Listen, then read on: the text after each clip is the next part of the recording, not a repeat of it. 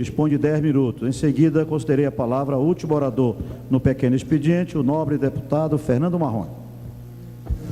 Senhor presidente, meus colegas parlamentares, em entrevista à revista Lançanet, no último fim de semana, no Rio de Janeiro, declarei que, em meio à crise causada por conta dos seguidos erros de arbitragem no futebol brasileiro e pelas reclamações e e-mails enviados ao meu gabinete em vários jogos de futebol realizados, entendi que deveríamos propor algo a fim de que se amenize tais erros através, principalmente, da estruturação e capacitação da arbitragem brasileira.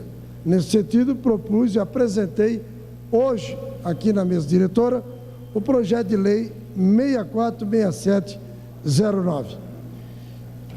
Em audiência pública, no âmbito da Comissão de Turismo e Desporto da Câmara dos Deputados, realizada dia 2 de abril deste mesmo ano, através do requerimento 136-08 de minha autoria, demos início ao debate sobre o sistema de arbitragem no futebol brasileiro em vista de acontecimentos registrados nos estádios nos últimos tempos.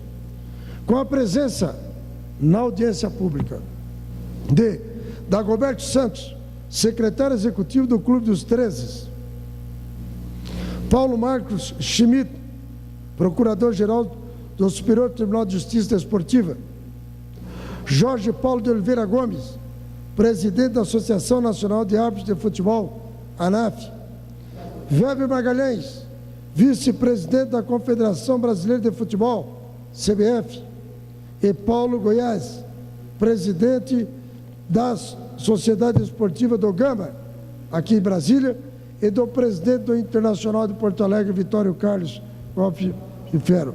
Entre outros, desenvolvemos uma discussão de grande magnitude.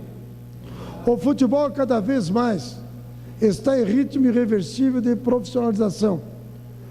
Os jogadores são profissionais, os clubes são profissionais, a imprensa divulgadora dos espetáculos é profissional, etc, etc.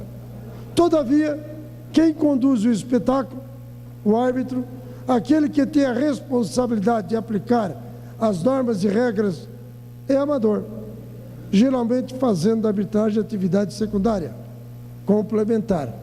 Por isso, nós entendemos que é importante nós regulamentarmos esta profissão para que o árbitro tenha dedicação integral e que passa a se dedicar à arbitragem.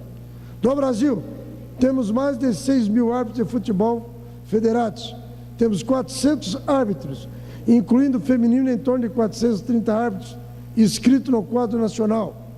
Temos 20 árbitros masculinos no quadro da FIFA, 10 como assistentes e 10 como árbitros centrais. E temos mais de 4 femininos, que giram em torno de 12 meninas entre árbitros centrais e árbitros assistentes. Estamos sugerindo que esse misto ocorra em regime de dedicação profissional exclusiva, vedado o exercício de qualquer atividade de particulares remuneradas, exceto as relativas ao ensino e à difusão cultural do futebol e da arbitragem. Dessa situação, tem resultados avaliações questionadoras das atuações dos árbitros, ora pela ineficiência, por ausência de competência técnica, ora pela ausência de preparo físico adequado, entre outros males, embora eu particularmente reconheça que os árbitros são os verdadeiros heróis, porque não tem, ou melhor, tem pouca assistência e pouco tempo para se dedicar à profissão. Em que pesem todos esses entraves, parabenizamos os árbitros brasileiros, que são verdadeiros heróis. O fato de se exigir a graduação em educação física como um dos quesitos para o exercício profissional da arbitragem, leva em conta que esse saber é o mais adequado ao caso, além de já se poder contar com os respectivos conselhos profissionais e fiscalizadores. Outros requisitos podem e devem ser exigidos como a prática regular de preparação física e constante atualização quanto às técnicas de arbitragem, além do conhecimento do reconhecimento pertinente às regras estabelecidas para o futebol, FIFA, CBF, etc. Ou seja, uma capacitação ampla. No entanto, é um regulamento próprio que deverá estabelecer o detalhamento dessas qualificações profissionais. Para aqueles que já exercem há mais de 5 anos a arbitragem de futebol e não atendem os requisitos que a lei estabelece, assegura-se o direito adquirido à continuidade de suas atividades de arbitragem, só que, a partir da lei, de forma profissional e não amadora, e ainda assim tendo o prazo também de um quinquênio para buscar a devida qualificação profissional, a partir da vigência da norma, visando o futuro dos árbitros brasileiros, suas garantias constitucionais. É sabido de todos que a vinculação entre os árbitros de futebol e as entidades de prática desportiva futebolística não se dá pela via do contrato de trabalho, mas pela esporádica prestação de serviços, razão pela qual o artigo 2º do nosso projeto de lei, claro que não se trata de relação de emprego regida pela legislação consolidada. De modo algum, esta proposição legislativa afasta a atuação dos atuais sindicatos e associações de árbitros, que têm por missão constitucional defender os interesses da respectiva categoria profissional.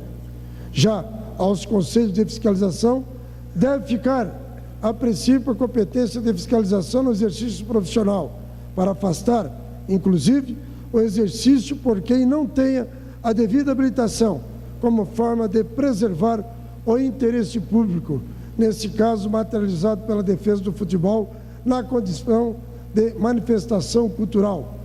Vale lembrar que entendemos que o futebol é realmente patrimônio cultural brasileiro. Indiscutivelmente, o futebol é patrimônio cultural brasileiro, interesse público evidente, o que por si só justifica a possibilidade de restringir o acesso ao exercício profissional da arbitragem, pelo estabelecimento de qualificações profissionais, entre as quais a graduação em educação física. Na última sexta-feira, participei em Criciúma, Santa Catarina, de um debate na SAT, Associação Beneficente da Indústria Carbonífera de Santa Catarina, sobre a profissionalização da arbitragem brasileira. Naquele momento, firmamos uma parceria entre a Federação Catarinense de Futebol e a SAT para oferecer cursos a árbitros de futebol a partir do ano que vem. Nosso desejo é valorizar o profissional e melhorar a qualidade técnica da arbitragem no Brasil. Vale lembrar que o árbitro de futebol no Brasil, meu caro presidente Átila Lins, o árbitro no Brasil, e eu descobri nessa minha caminhada, com a audiência pública que tivemos, com várias representatividades que eu já citei, alguns aqui, nós acabamos descobrindo que o árbitro no Brasil é um verdadeiro apaixonado pela profissão. Interessante. E amador. Por exemplo, o árbitro que conduziu a partida na decisão da Copa do Brasil, Corinthians e Internacional, foi um amador. Nós estamos falando da decisão de campeonato nacional. Agora, este ano, foi um amador. Ele ganhou R$ 2.500 para apitar aquela partida. Sabe quantos custa o Ronaldo por mês? 500 mil por mês. O Adriano no Flamengo, 500 mil por mês. Quanto custa um time de futebol no Brasil? Aí aquele que conduz, aquele que é o árbitro da partida, numa decisão de campeonato nacional, ganha R$ 2.500. Por quê? Porque ele tem outra profissão. O arbitragem é o bico. Ele, quando termina a partida de futebol, como por exemplo, ontem, vários jogos do Campeonato Brasileiro, hoje tem muitos árbitros daquele trabalhando na sua profissão, dentista, advogado, bancário. Nós queremos dedicação exclusiva. Ele vai ser um profissional, vai receber capacitação, preparo físico, ele vai receber condições de trabalho, termina um jogo, no dia seguinte ele vai assistir o tape, saber onde acertou, onde errou, porque o futebol brasileiro é, sem sombra de dúvida, aliás, faz parte da cultura do povo brasileiro. E nós precisamos mudar essa situação. Daí as irregularidades. E eu questionava muito a arbitragem. Inclusive, iniciei com esse debate questionando, me irritando com a arbitragem. Hoje eu passei a defendê-los. Nós precisamos é profissionalizá-los, dar condições, prepará-los, saber selecioná-los. O marcha lenta no raciocínio. Concluí, senhor presidente. Não é qualquer pessoa que possa vir arbitrar e ser um bom árbitro. Ele tem que ser rápido no raciocínio, ele tem que ser treinado, ele tem que ser preparado, ele tem que ter condições e segurança. Ele tem que ser um profissional para dar segurança à sua família e ganhar bem. Eu apresentei essa proposta hoje, quero contar com meus ilustres colegas aqui desta casa e vamos iniciar o debate com certeza para valer a partir de fevereiro de 2010. Muito obrigado, senhor presidente.